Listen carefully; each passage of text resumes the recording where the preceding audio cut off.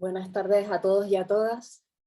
Darles la bienvenida a este encuentro entre los maestros Luis Nansen Salas y Denko Mesa, en el que nos compartirán enseñanzas sobre el espíritu de las formas. Este encuentro está organizado por la comunidad Zen Canon de Barcelona y la comunidad budista Zen Luz del Dharma. Es motivo de alegría poder escuchar juntos esta tarde aquí las enseñanzas compartidas en este encuentro entre Canarias y Barcelona. Al finalizar la exposición se abrirá un turno de preguntas y respuestas. Para participar deben pulsar el icono o levantar la mano que aparece en la barra inferior de la pantalla. Por otro lado, también comentar que el chat permanecerá abierto durante toda la sesión. Ahí también pueden poner las preguntas y se leerán. Y ya sin más, damos la palabra al maestro Nansen Salas, que intervendrá en primer lugar. Gracias.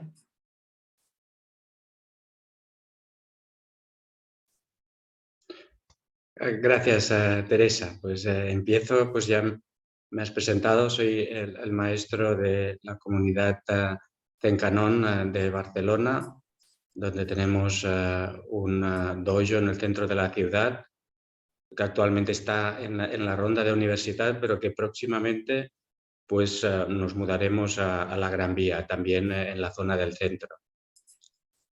Aquí en nuestro centro, pues para los que no nos conocéis, pues realizamos meditación Zen presencial y online por Zoom durante toda la semana, de lunes a domingo, y pues cursos de meditación, de mindfulness y del Dharma, pues así como retiros, como el retiro que haremos en agosto, del 30 de julio al 7 de agosto, un retiro dedicado a la práctica del Zen.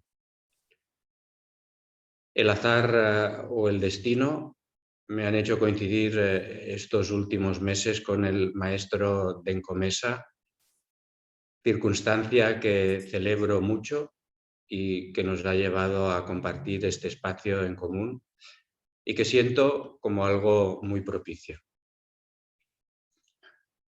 Cuando el maestro Denko propuso dedicar este encuentro a hablar del espíritu de las formas, en lo primero en que pensé fue en las formas del ritual, en el espíritu del gesto. Es cierto que el concepto de forma es muy amplio en el budismo. ¿Qué es la forma? La forma es uno de los 5 skandhas, de los 5 aspectos de la existencia. La forma es el mundo de las apariencias. También es el cuerpo, nuestro cuerpo, y también es forma el nombre, nuestro nombre. Y el nombre de las cosas. Las palabras son forma. Junto con los otros 4 skandha, la sensación, la percepción, la fabricación mental y la conciencia, forman la existencia. Y todos ellos se interpenetran y se interrelacionan. Al ser la forma uno de los aspectos de nuestra existencia, es fácil entender que, por ejemplo, la ropa que vestimos, que es forma, tenga una influencia directa sobre nuestra mente, nuestra conciencia. Antes de entrar en el dojo, la sala de meditación, dejamos nuestro calzado. El calzado con el que hemos pisado las calles polvorientas del mundo ordinario. Los zapatos, las sandalias, son también forma. Despojarnos de ellos es como abandonar una parte de nuestro ego, para volver a pisar descalzos sobre la tierra. Lo mismo sucede con la ropa que vestimos, que revela nuestros gustos, la imagen con la que nos identificamos, nuestro trabajo, nuestra clase social. También la dejamos en el vestuario, para ponernos la ropa de meditación, con la que compartimos el mismo color, la misma forma que el resto de compañeros. Así dejamos de sentirnos diferentes, mejores o peores, superiores o inferiores, y somos todos como hermanos. Despojarnos de la forma externa de nuestra personalidad nos ayuda a conectar más fácilmente con nuestra naturaleza original, que es sin forma.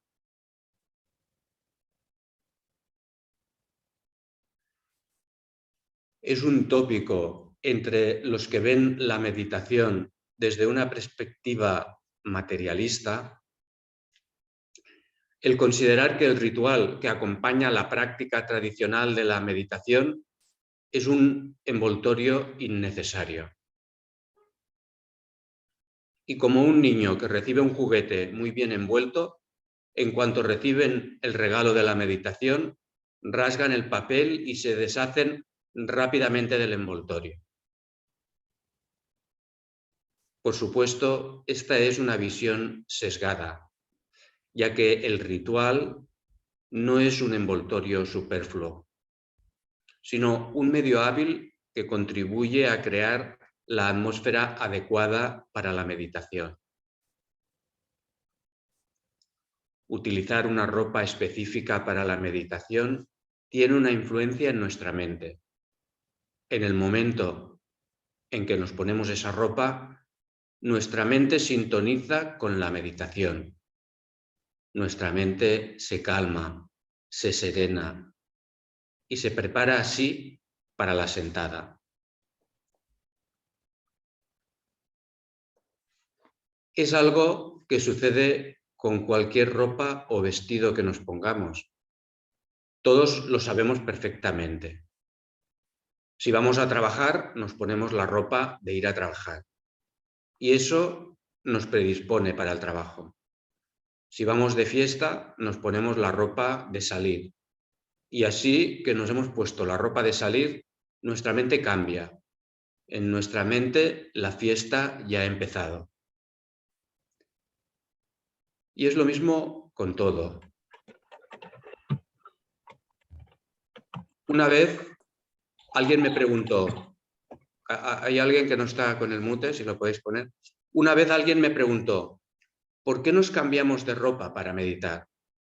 Y le pregunté, bueno, ¿y cuando estás en casa y tienes que salir, no te cambias de ropa para salir? Y es que el ritual de vestir está muy arraigado en nuestra mente. Podría encontrar muchos más ejemplos. Y aunque no somos completamente conscientes de ello, tiene una gran influencia. Por eso no hay que estigmatizar la ropa de la meditación, ya sea el samui, el kimono, el kolomo, el kesa, que a los occidentales les pueden parecer exóticos, pero eso es solo un prejuicio, una idea preconcebida. El espíritu de la forma del vestir tiene una fuerte influencia en nuestra mente.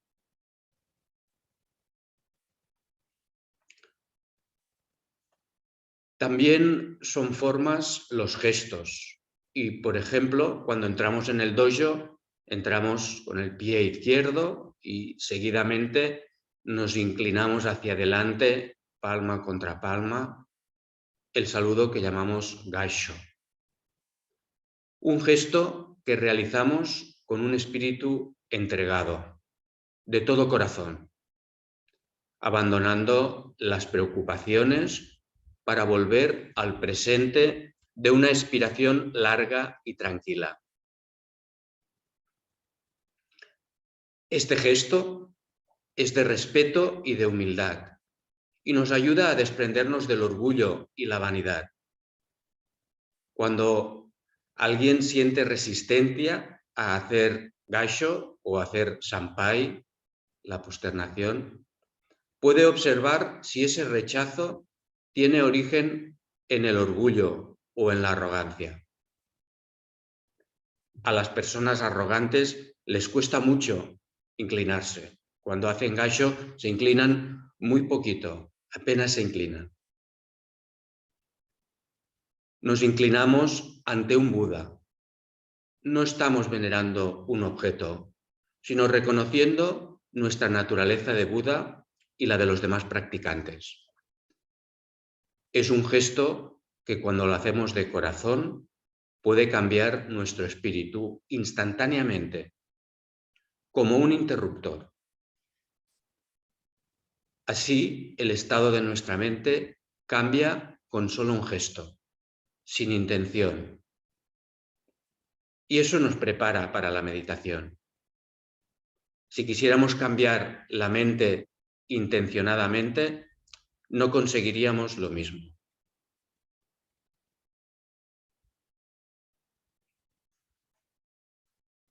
Todos los aspectos del ritual influencian nuestra mente y todos tienen que ver con la forma.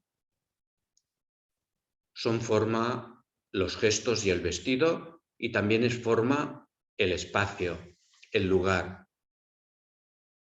Hacer la meditación siempre en el mismo sitio hace que ese sitio se convierta en nuestra ermita. Y cuando nos sentamos allí, la paz de las meditaciones pasadas regresa.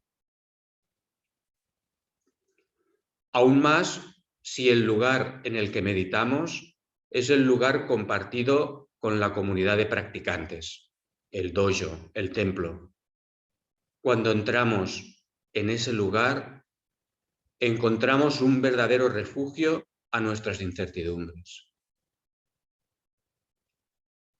El templo además nos ofrece la posibilidad de secuenciar el ritual estancia por estancia o lugar por lugar.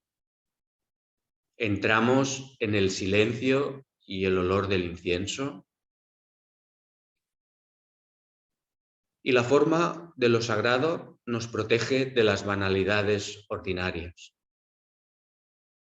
En una estancia dejamos el calzado, en otra pasamos por el aseo, en otra nos cambiamos de ropa y al final está la sala en la que nos sentamos. Y aunque en templos grandes o pequeños haya más o menos estancias, siempre en cada uno de ellos hay un lugar para realizar cada paso del ritual. A cada paso del ritual, realizado en consciencia y silencio, nuestra mente va cambiando.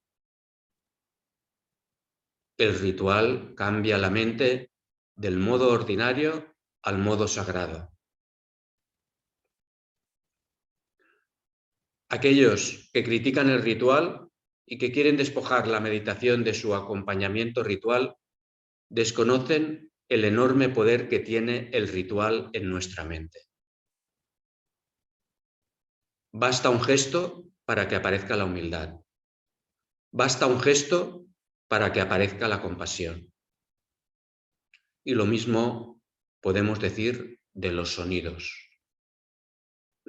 rituales, las campanas, las campanitas, la percusión, nos traen recuerdos que van más allá de donde alcanza nuestro entendimiento. ¿Es que no hubo quien despertó al oír el chasquido de un guijarro contra el bambú? ¿O el que despertó oyendo el susurro del arroyo? ¿O con el golpe seco de una sandalia? Como dice Dogen, caminando por este mundo ilusorio parecido a un sueño, sin mirar las huellas que puedo haber dejado atrás, el canto del cuco me da la señal para volver a casa. Así son los sonidos del ritual, como el canto del cuco de Dogen, una señal para volver a casa, para volver al presente, al aquí y ahora de nuestra existencia. Cada vez que suena el madero, la campana, el tambor, es una oportunidad para bajarse del tren de pensamientos interminables en la estación del presente. ¿Cómo podríamos crear una atmósfera tan propicia? Sin los sonidos, los aromas, las ropas, las estancias. ¿Cómo podríamos ignorar que cada gesto, cada lugar y cada momento del ritual son una oportunidad para despertar a nuestra verdadera naturaleza?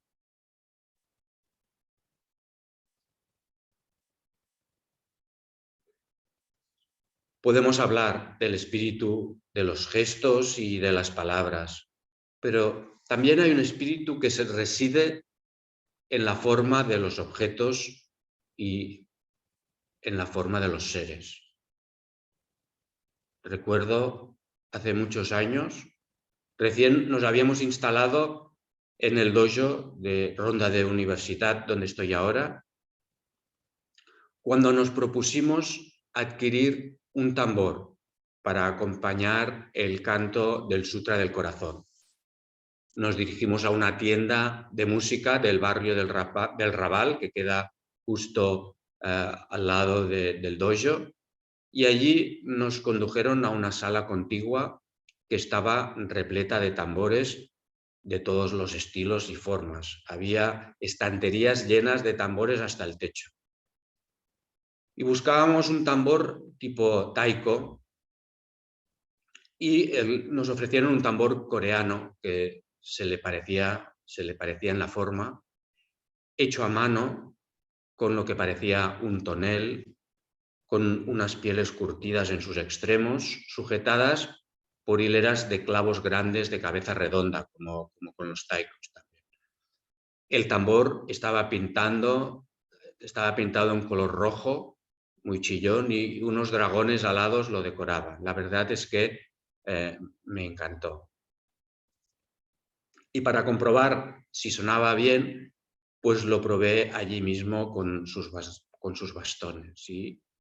Y sí, la verdad es que sonaba muy bien. Requería darle un golpe fuerte, pero sonaba bien. Y mientras lo probaba, pues me di cuenta de que cada vez que daba un golpe, pues había otros tambores en la sala que resonaban al unísono con el tambor.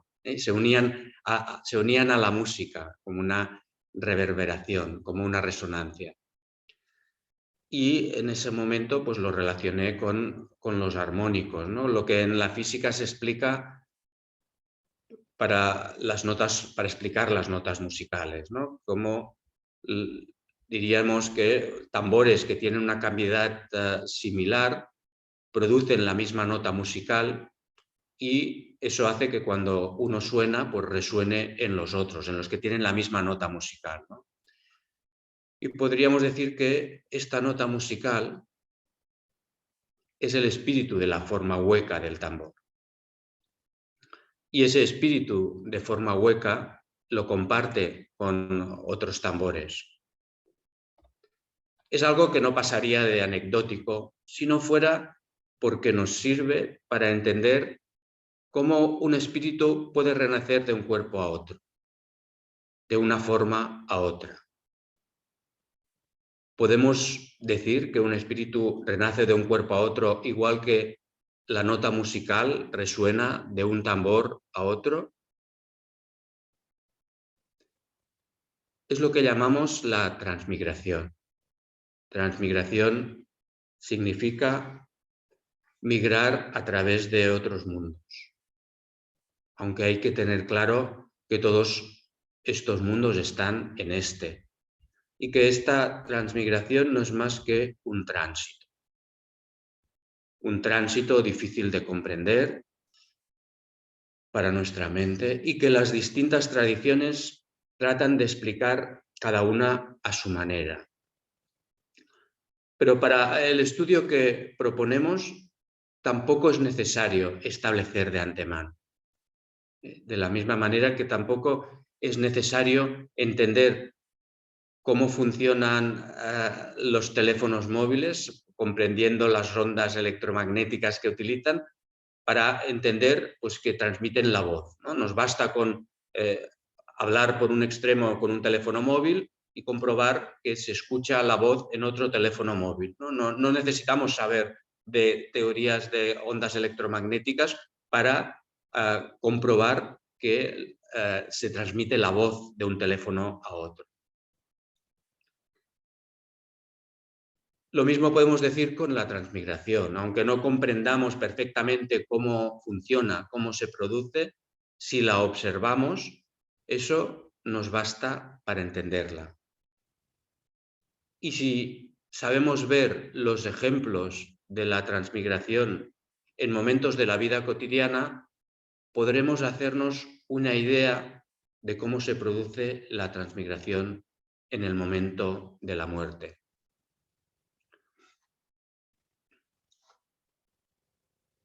Para poder comprender íntimamente la transmigración que se produce en el momento de la muerte, deberíamos ser capaces de entenderla en la vida cotidiana, mientras estamos vivos. Y la historia del tambor nos da una pista para observar y comprender la transmigración. ¿Por qué la nota musical resonaba en unos tambores sí y en otros no? Un físico nos diría que la cavidad de los tambores que tienen un múltiplo exacto de la misma longitud de onda resuenan entre sí. Pero esto es una explicación técnica muy concreta. También lo podríamos explicar diciendo de una forma más genérica que la nota resuena porque hay una similitud de forma entre los tambores. Y esto, al ser más genérico, lo podemos aplicar también a la transmigración. Hay algo que resuena en formas similares. Y es eso también lo que podemos observar en la transmigración en la vida cotidiana, que se produce en similitudes de forma. Por ejemplo, en una apariencia física parecida, en un gesto similar, en un mismo nombre. Dejadme que os lo ilustre con una historia que nos sucedió hace tiempo. Estábamos ya en el dojo de Ronda Universitat desde hacía unos años y hacía pues muchos años que le habíamos pedido a Roland, mi maestro, que viniera a dirigir una sesión a Barcelona. Habían pasado tantos años desde que se lo habíamos ido pidiendo que habíamos dejado ya de pedírselo. Y de repente, un día, llamaron a la puerta del dojo. Y al abrir nos encontramos con una persona que tenía un parecido asombroso con Roland. Un cuerpo pequeñito, una cabeza grande y rapada. El parecido era sorprendente. Se presentó como un practicante de un país de Sudamérica que estaba unas semanas de paso y quería sentarse con nosotros en el dojo.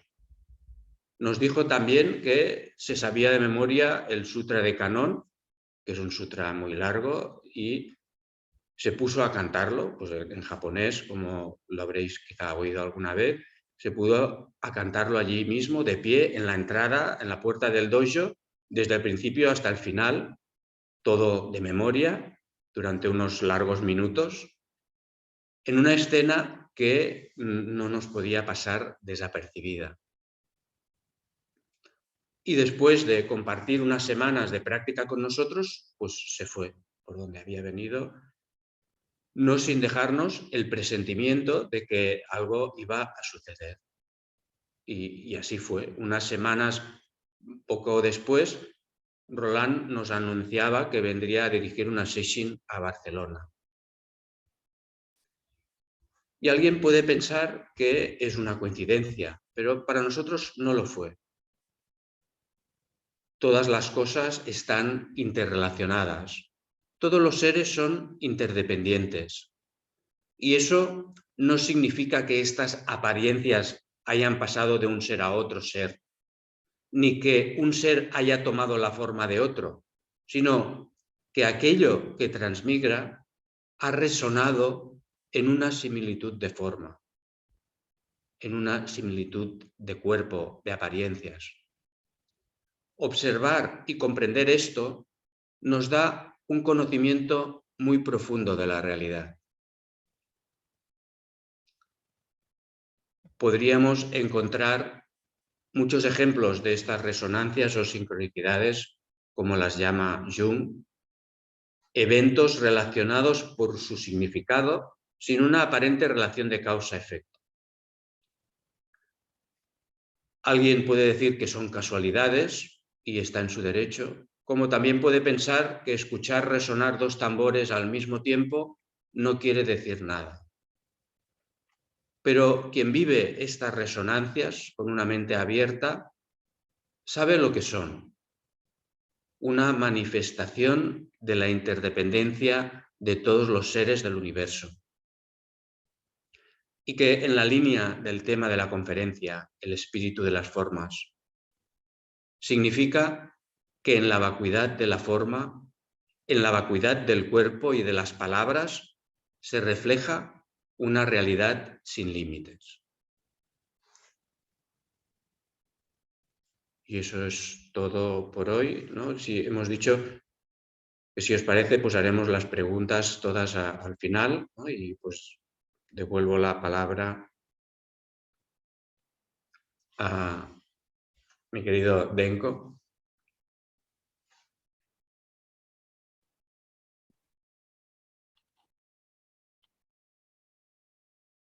Nansen, muchísimas gracias por la hondura y la sencillez de tu presencia.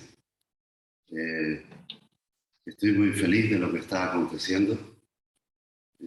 Es como si estuviera ahí a tu lado. Tuve la fortuna de practicar en el centro Canon hace poquito, cuando fui a Barcelona a visitar a mi hijo, y me conmovió la hondura de mirada, la quietud, ya te digo, y ese espíritu de la forma que hacen que nuestros corazones se unan. Y como tú decías al principio, es algo propicio, así que vamos a celebrar. Muchas gracias, de verdad.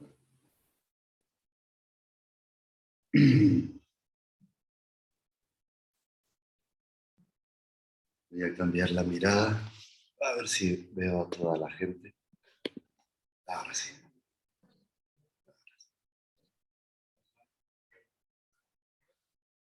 Todo en el universo está en orden. Todo fluye, instante tras instante, de una manera natural. Ya lo acaba de indicar el maestro Nansen. Si observamos bien, veremos que hay una hermosa relación, un vínculo sagrado entre el brillo de las formas que nos aparecen y el fondo luminoso que las eleva para presentarse ante nosotros. Y en esta observación, que es el regalo constante de la práctica, en verdad todo aparece con armonía y con naturalidad. Nuestra práctica de Zazen es así. Siento que sigue este principio fundamental.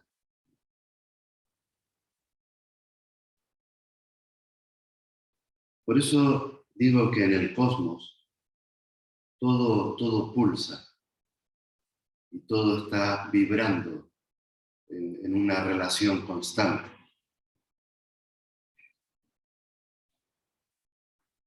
Cualquier ciclo que abramos la mirada en esa observación de la que hablo, se convierte en un puente entre lo absoluto y lo relativo, entre las formas y el espíritu de estas.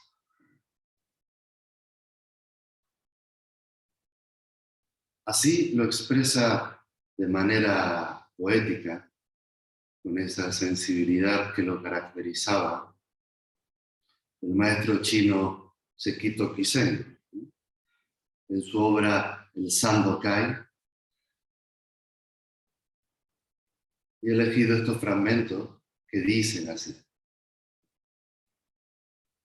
todos los fenómenos son como las hojas de un árbol, surgen de la misma raíz. El tronco y las ramas comparten el origen. Expresado de manera vulgar o noble, da igual.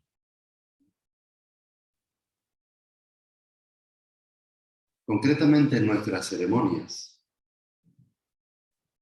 la voz del grupo, el ritmo de la sangha y la respiración acompasada de los participantes se unen al unísono para celebrar la expresión de esta verdad. Es decir, somos llevados por la energía en permanente flujo, como una barca que se deja mecer por el movimiento suave de las olas. Del mismo modo, Zazen tras Zazen se va conformando un cuerpo único que acoge el corazón sensible de todos los seres. Esto es lo que representa el Kesa o el Rakusu en nuestra tradición. Un hábito, decimos al vestirlo, que está más allá de la forma y del vacío. Y que al vestirlo, como digo, al practicante lo arropa en la presencia, junto con el amor benevolente, con todas las existencias. Y aquí el espíritu de la forma, un ejemplo de ellas. Para acceder a esta experiencia de común unidad, observamos que en todas las tradiciones espirituales, en todas, el poder del silencio, la quietud y la calma interior han acompañado al ser humano en ese hermoso viaje a los adentros. De esta forma, estas condiciones favorables que acabo de citar, junto con la determinación de seguir el sendero de la práctica, dan paso poco a poco a que se abra de par en par la contemplación serena en la meditadora y en el meditador. De esta forma, el practicante va aprendiendo a posar la mirada en la vacuidad de todo lo que se manifiesta, observando cómo surgen los fenómenos, cómo se van desarrollando y cómo se disuelven en la misma unidad, siendo recogidos así por el origen que de nuevo los va a ver partir. Esta es una danza sagrada, un baile hermoso, que acontece siempre en el ahora.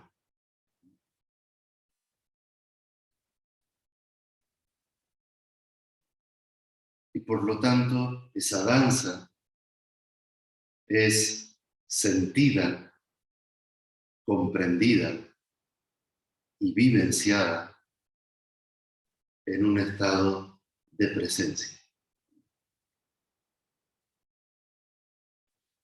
Y por todo ello, en la tradición budista, y en especial en la escuela Zen, son los movimientos pausados, el orden natural de los espacios. No es lo mismo que el zafotón esté puesto de una manera o de otra, que al entregarle el incienso al maestro entre y salga de una manera. El propio aroma del incienso, los ritmos,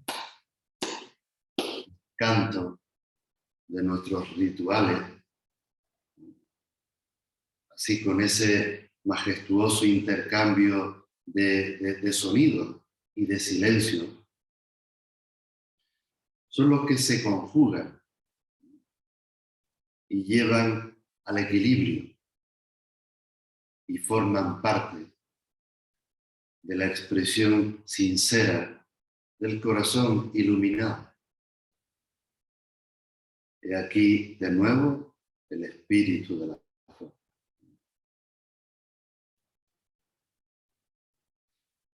De cualquier manera, y esto es algo que vino cuando estaba preparando la enseñanza de hoy, es cierto que al acercarnos a la vía del Zen, nos encontramos con preguntas tales como ¿y el para qué de esto? ¿O de lo otro? Si bien la respuesta está en el propio cuestionamiento que acabamos de formular.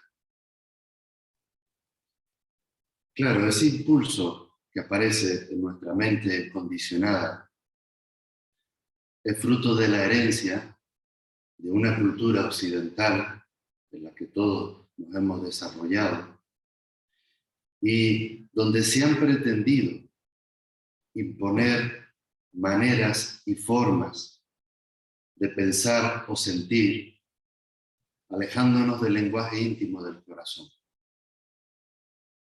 Y por esta razón, algunas personas, quizá, pero es que sí, pueden tener un cierto rechazo a los rituales o al comportamiento de la tradición budista Zen.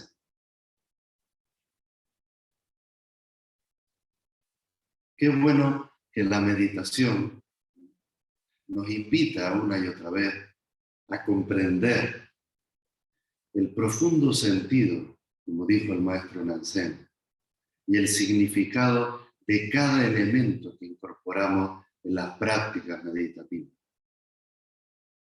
Porque nos invitan a desprendernos de esas ideas y creencias equivocadas que teníamos al respecto. De esta manera, al abrirnos a la experiencia del auténtico,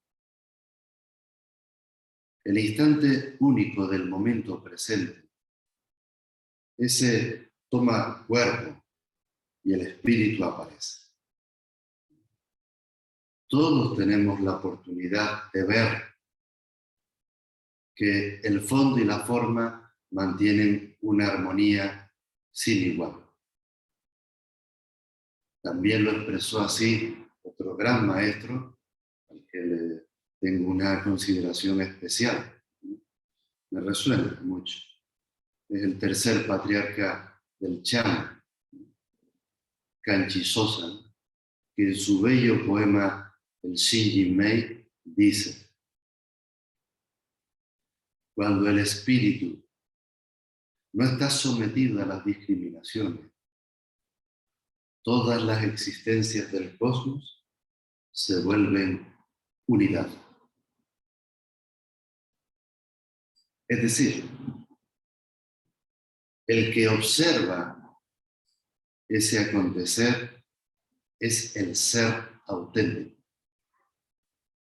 el ser liberado de los condicionamientos del ego.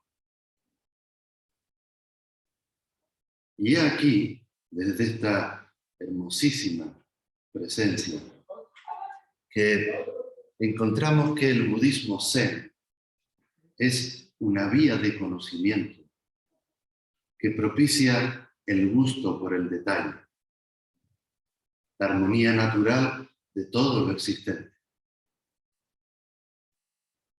Cuidando las formas, atiendes en verdad a lo que nutre al ser. Y el afuera se presenta como un precioso espejo interior, donde mirarse, donde encontrarse. Y de esta manera, el practicante descubre cualidades tan valiosas como la elegancia, el orden, la naturalidad, el equilibrio, la armonía, la fluidez. El Sutra del Corazón lo recitamos al unísono, la sangha, cuando hacemos vibrar el poder de la prajna paramita. En esos versos incomparables, yate, yate, hara, yate, haraso, yate, vamos juntos, todos juntos, hasta la orilla del despertar. Es un recordatorio permanente de que en verdad somos eso, una unión que fluye constantemente. Sumérgete en la verdad y siente que formas parte de un todo. Nunca hemos estado separados. El sufrimiento aparece en nosotros para hacerte sentir solo y separado. Y esa es la gran ilusión a la que anhelamos despertar. Teniéndolo en cuenta, al entrar en contacto con la vía del Buda, lo primero que se recibe cuando uno entra así por esta puerta es una invitación a dejar de ser. Y a través de la aplicación consciente de una precisa metodología, por ejemplo, entrar con la izquierda y salir con la derecha, aprendemos a dejar atrás nuestra imagen rígida y congelada. En definitiva, aprendemos a dejar el ego donde ponemos los zapatos. Y este aprendizaje es un bello proceso de transformación interior y exterior, en el cual lo más importante y esencial es nuestra disposición a realizarlo, nuestra energía y asiduidad en la práctica meditativa, nuestra responsabilidad y compromiso con nosotros mismos. Por esta razón, insisto, al entrar en contacto con la práctica de la vía, se nos enseñan nuevas formas, gestos, actitudes corporales, emocionales, mentales, que supondrán un buen soporte para el desarrollo de la atención consciente. En definitiva, se nos transmite toda una nueva manera de hacer que libremente aceptamos practicar. Y desde el inicio mismo de la práctica, quizá especialmente en el marco de los retiros, de la sesión, se nos orienta sobre la manera adecuada de caminar, de sentarse, de ponerse de pie, de hablar, de permanecer en silencio, de compartir. Se nos enseña a desarrollarlo todo desde el enorme potencial que supone el proceso de la práctica atenta. Y desde aquí, ante nosotros, se despliegan una serie de valiosas herramientas que adquieren, ya digo, una enorme importancia en esta milenaria tradición del conocimiento que estamos siguiendo y compartiendo. Gracias a esa pedagogía de la conciencia, como hablan algunos autores, al abrirnos en confianza a esta experiencia,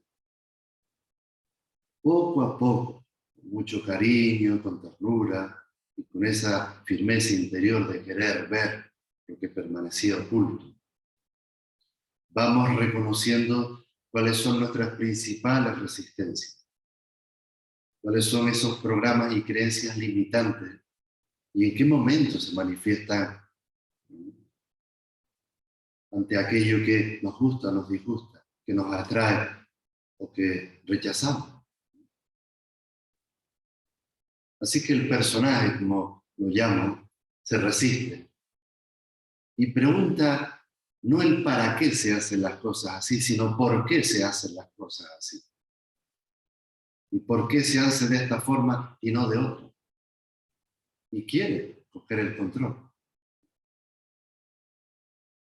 Yo creo que podemos sonreírnos todos, porque seguro que con todas las formas que se despliegan en nuestra tradición, en más de un momento hemos visto cómo se nos cuela el personaje. Debemos saber que todas nuestras reacciones ante los hechos son manifestaciones de los contenidos de nuestro interior. Actitudes, juicios, pensamientos, sentimientos, gestos, miedos, expectativas. En la práctica del Zen nos permitimos darnos cuenta de ello. Somos como un proyector que reflejamos afuera las imágenes internas para que sean vistas y cambiadas si es necesario, o fortalecidas si realmente nutren al ser. ¿Qué pasa? Que en nuestra vida cotidiana, y es algo que también hizo referencia al maestro Nansen muy acertadamente, todo está ritualizado. Y de no estar atentos, pasaremos a pie puntillas por la realidad, sin querernos implicar plenamente en el único instante, el de la hora. Así que iremos por la vida como autómatas, completamente despistados y engañados, sin darnos cuenta de todo lo que está sucediendo a través de las formas. Sin embargo, ya digo, en un centro de práctica como este, especialmente en un retiro intensivo de práctica meditativa, esto no es posible, jugar al despiste, porque propiciamos buenas condiciones, creamos una forma, una manera de hacer adecuada que nos permiten ser conscientes del milagro del instante presente.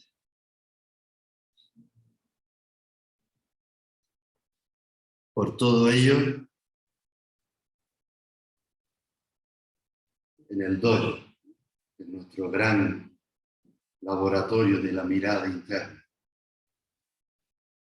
el lenguaje de las formas de todas las prácticas va más allá de ser algo vacío y ritualizado.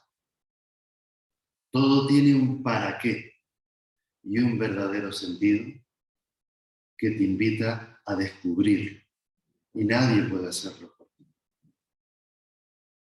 En la tradición Zen no hay nada gratuito. Cada gesto, cada movimiento, cada mirada, cada impulso de la voz hecha palabra, o cada movimiento de la mente misma, surge desde la atenta mirada de la conciencia despierta. Sin embargo, nuestro ego va a tratar de manipular esta experiencia de la que hablo. Va a echar abajo cualquier aspecto que le suponga una crisis de identidad. No olvidemos que su naturaleza es controlar. Te limita porque te controla. El ego te engaña porque te controla. Te hace discutir porque te controla.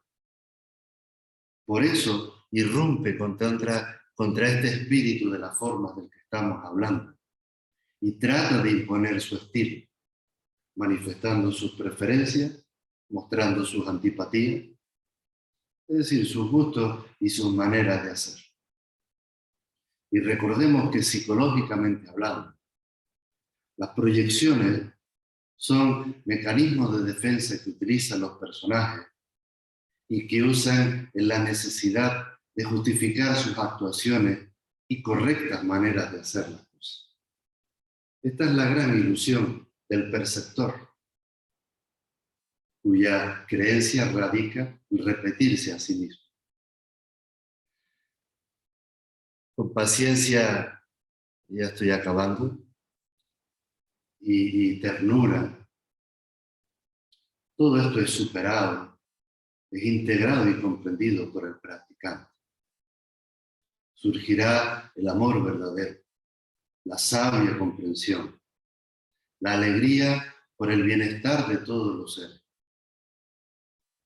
El regalo de la vía del Buda es penetrar y actualizar nuestra naturaleza original, reposar en el espíritu de toda forma y fenómeno. Y así dice un texto clásico de nuestra tradición: cada existencia tiene su mérito. De acuerdo con su función y lugar, las formas y el espíritu encajan como una caja y la tapa. Este principio es como el encuentro de dos flechas en pleno vuelo. He aquí el vínculo con lo sagrado. He aquí el sendero del corazón. He aquí el sentido de la sangre. Únicamente siendo leales a la verdad de quienes son, manifestándonos a través de las formas transmitidas, nos podemos reconocer como auténticos hijos e hijas de la luz iluminada. Este es el verdadero sentido de la vida, el para qué estamos aquí, y esta es nuestra aspiración universal.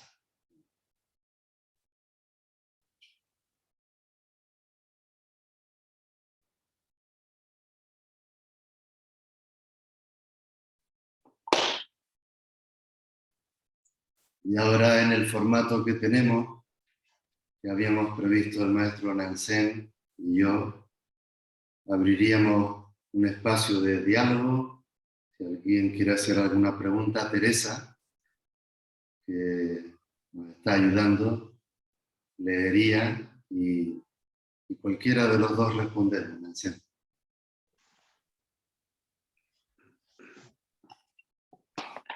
También comentar que si alguien quiere hacer la pregunta hablada, pues simplemente levanta la mano y yo le activo el audio. También es otra posibilidad.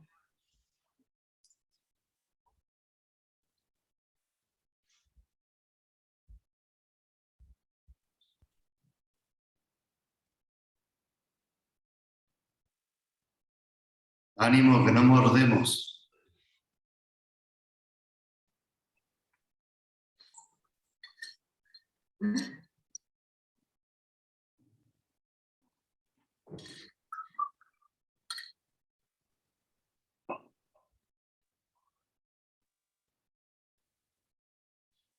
Nansen, los hemos dejado en samadhi profunda todos, ¿eh?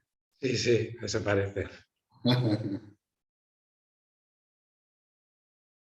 Sí, Marcos, te activo el audio.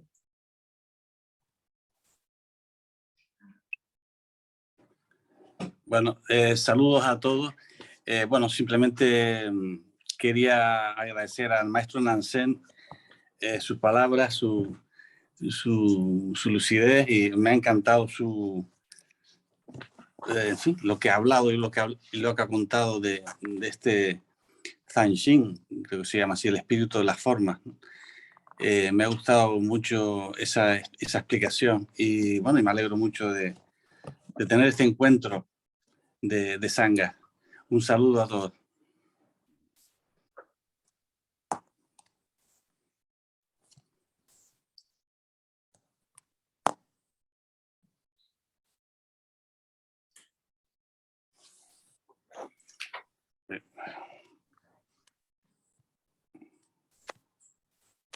Vale, hay una pregunta, a ver, en el chat. Una pregunta, perdón.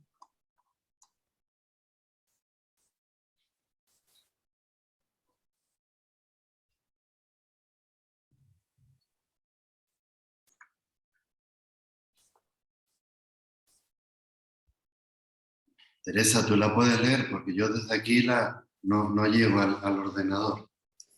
Sí, hay una... no, pero es un comentario. No, Marta dice que da las gracias por la enseñanza. También hay alguien que dice que le gustaría integrarse como estudiante, pero no sé, no pregunta nada más. No. Esa expresión a la que habló Marco Frique es muy bonita. San-Sin, por lo menos yo la interpreto como el espíritu del gesto. Es muy hermoso ver cómo el rostro de un practicante va cambiando cuando se va entregando a ese espíritu de la forma, ¿no? A lo largo del tiempo. Como toda esa ergonomía corporal va dejando relucir su mente como liberada de esas creencias y programas limitantes.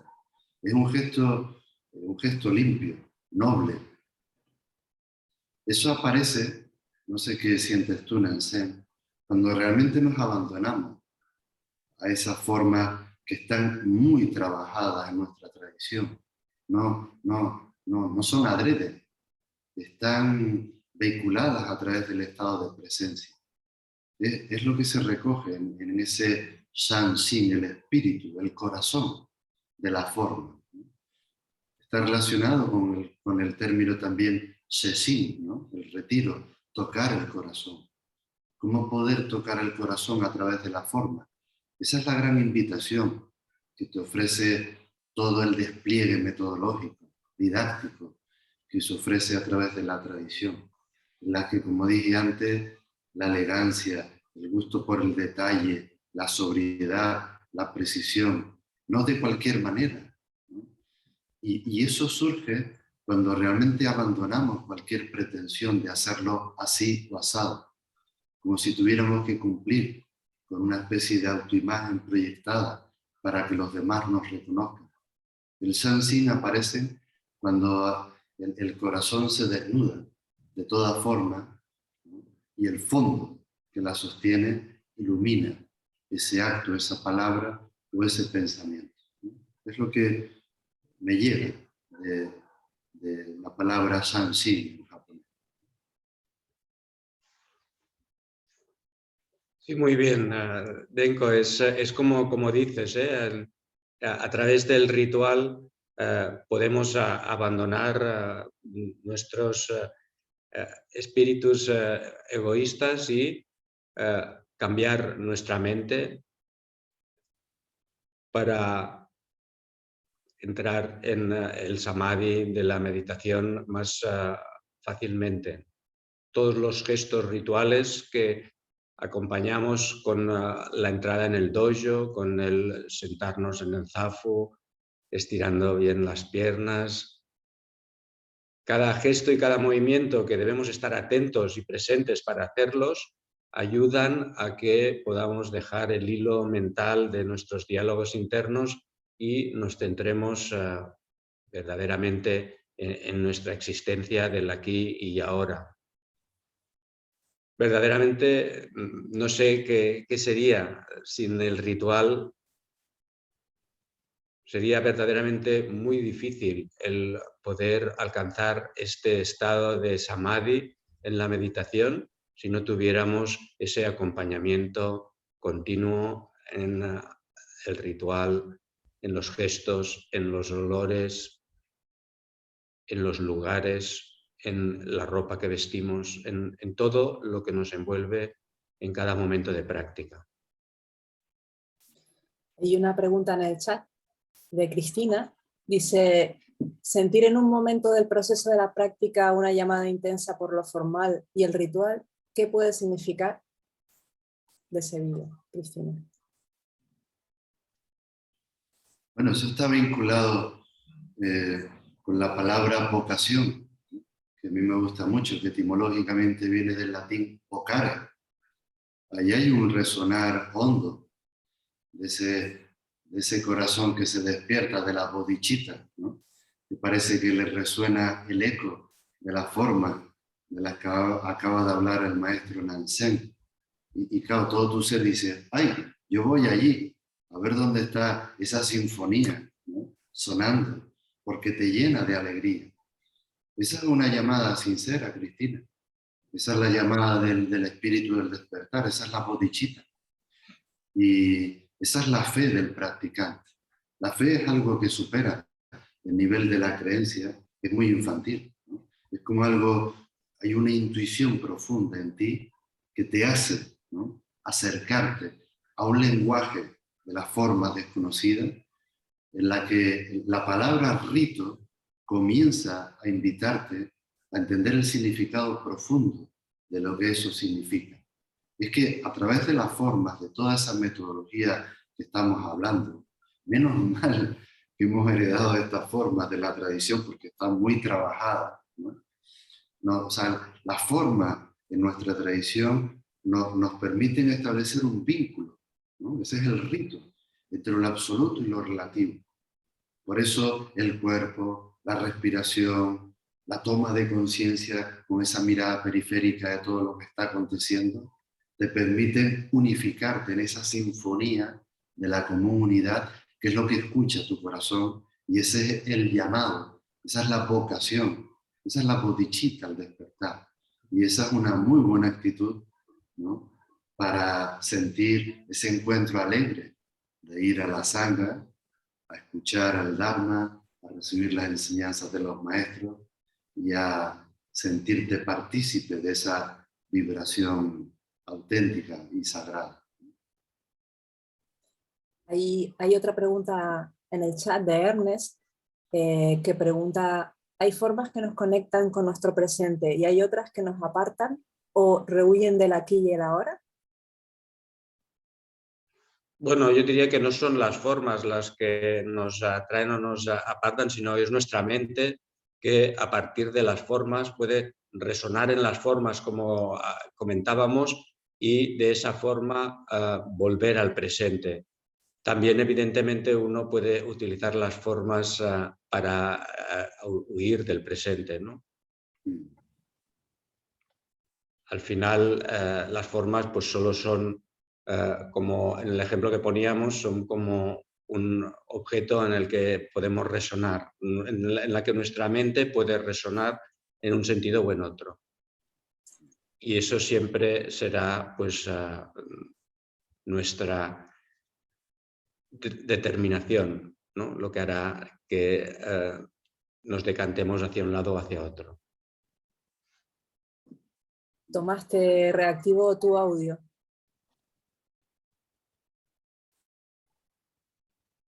Tienes que aceptar. ¿Se me oye? Sí. Vale, perfecto. Yo quería hacer un comentario acerca del ritual.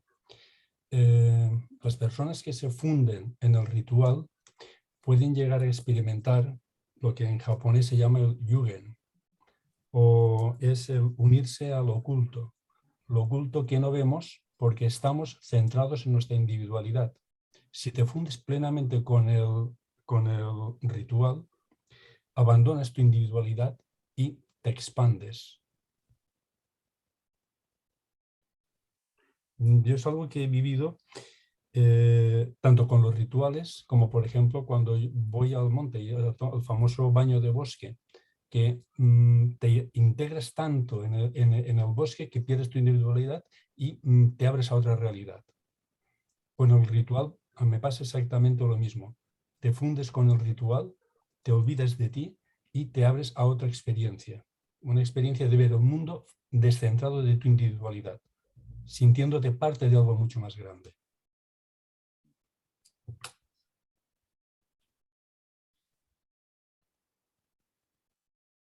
Sí, en principio esa es la idea, ¿no? Como comentábamos con el maestro Denko, el ritual pues, nos permite abandonar nuestro ego, entregarnos a algo que está más allá de nosotros mismos y entrar en una acción que es sin intención. Y nos permite conectar entre el mundo de la meditación en el que estamos aparentemente inmóviles, con una actitud sin intención, mushotoku, y pasar a hacer una acción en la que no hay una intención egoísta de obtener nada personal, sino que es una acción que entregamos, que donamos, que regalamos a todo el universo, a toda la comunidad de practicantes que nos acompaña. El ritual es y en ese sentido es por eso una acción pura, porque está despojada de toda intencionalidad egoísta. Y eso, pues al fundirnos, como dices, en el ritual, podemos ir más allá de esos condicionamientos y cambiar nuestra mente hacia una mente más allá del egoísmo.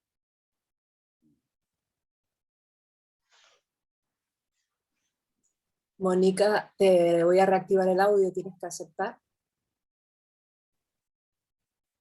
Muy agradecida por la conferencia y lo que a mí me recuerda también tanto el kimono, el rakusu y todo, es que nos une un poco, yo creo, también a los antepasados, ¿no? A los maestros que ya han despertado, incluso ya a Bodhidharma y a Buda, ¿no? La práctica también. Y los sonidos, pues, no sé, yo leí una historia del Mukuyu y a mí cuando tocan el Mukuyu con el Sutra del Corazón, a mí me recuerda a que gracias a la práctica, ¿no? Pues limpiamos karma, o si no, o sea, no sé, como que era un practicante que no hacía la práctica y tuvo un mal karma y renació como un pez, ¿no? Entonces a mí, o sea, estos sonidos también me recuerdan pues al karma, a la impermanencia, entonces me unen también a los antepasados y nada, pues quería comentar esto. Gracias. Muchas gracias, Mónica. Es cierto que todo ritual, si vamos al espíritu de la forma de nuestros... Es que hay diferentes ceremonias. Está la del canto, la recitación, el ritmo, pero hasta el propio estado de quietud del zazen es una forma ritual. Estamos trabajando con la energía.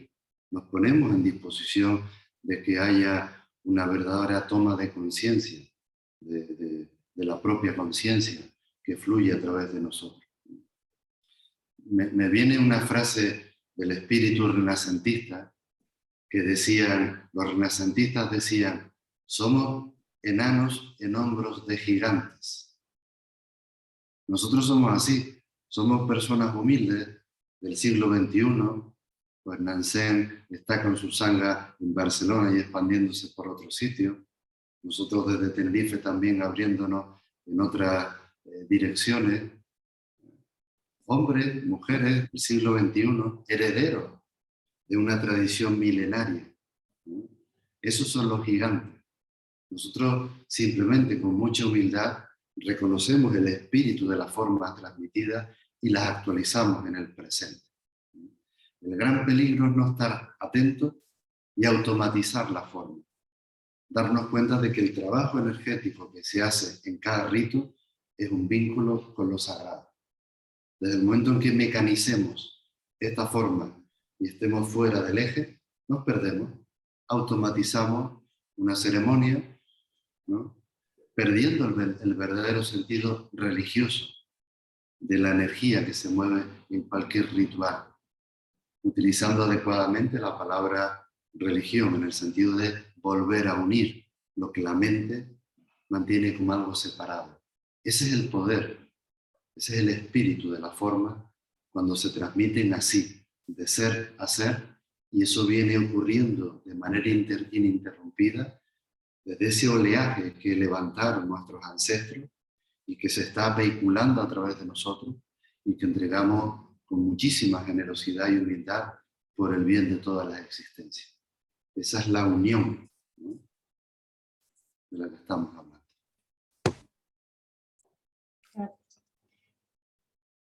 Hay dos preguntas en el chat. Voy a leer la primera. Es de José Luis López Galván, que pregunta: si practicamos en casa y no tenemos mucho espacio para ello, el practicar en lugares como el dormitorio, ¿sería un lugar poco adecuado para alcanzar ese estado de conciencia del presente? ¿Qué nos pueden decir los maestros para condicionar nuestro lugar cotidiano de práctica en casa? Bueno, puedo empezar. Diría que lo importante es que hagamos la meditación siempre en el mismo sitio, que escojamos el sitio donde vamos a hacer la meditación, aunque sea pues al lado de la cama, pero que siempre sea ese mismo sitio el que vamos a utilizar para la meditación. Eso bastará con que al cabo de un tiempo de estar haciendo la meditación en ese lugar se convierte en nuestra ermita, y cada vez que nos sentamos en ese lugar, aunque sea en mitad del comedor o en mitad del dormitorio, pues cada vez que nos sentemos en ese lugar, pues nuestra mente va a sentirse bien acogida y bien condicionada para empezar la meditación. Es una cuestión, como decíamos también, como con la ropa que nos ponemos, sería tratar de hacer el mismo ritual que hacemos en el dojo o en el templo, pues tratar de usar una ropa para hacer la meditación, tratar de sentarnos en el mismo sitio para hacer la meditación. Si es posible lo del incienso, pero a veces en la casa particular pues el incienso puede resultar un poco molesto para los demás, pero si podemos poner un poco de incienso y simplemente tener en cuenta el utilizar el mismo sitio y la misma ropa cuando vamos a hacer la meditación, por lo menos podremos crear estas condiciones que nos acompañarán.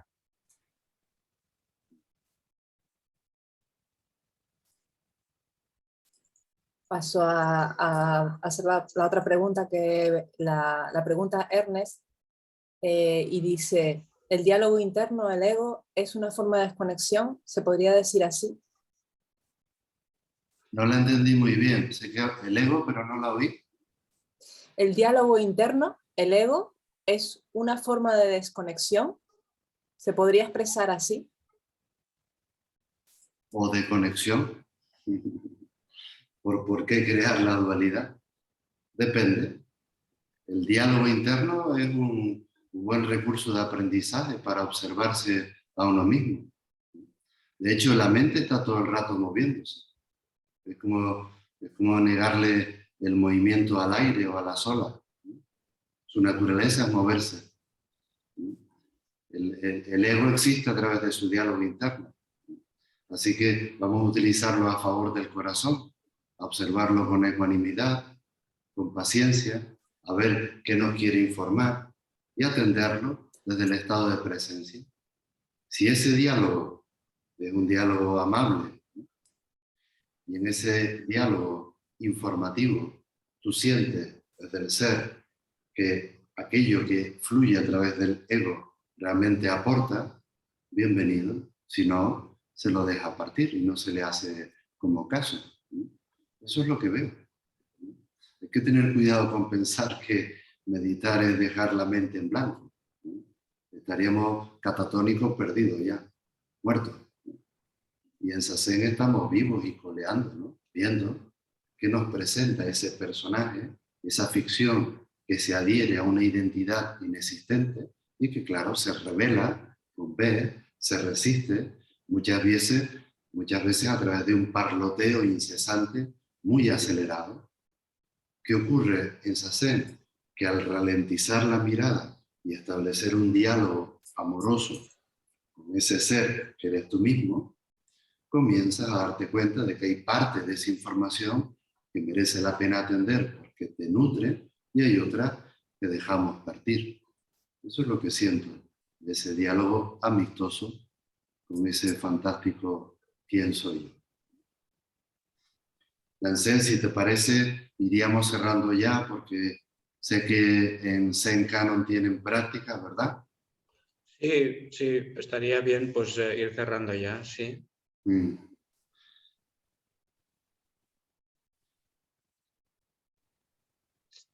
Si queda alguna última pregunta y si no, pues, pues podríamos dejarlo aquí por esta vez.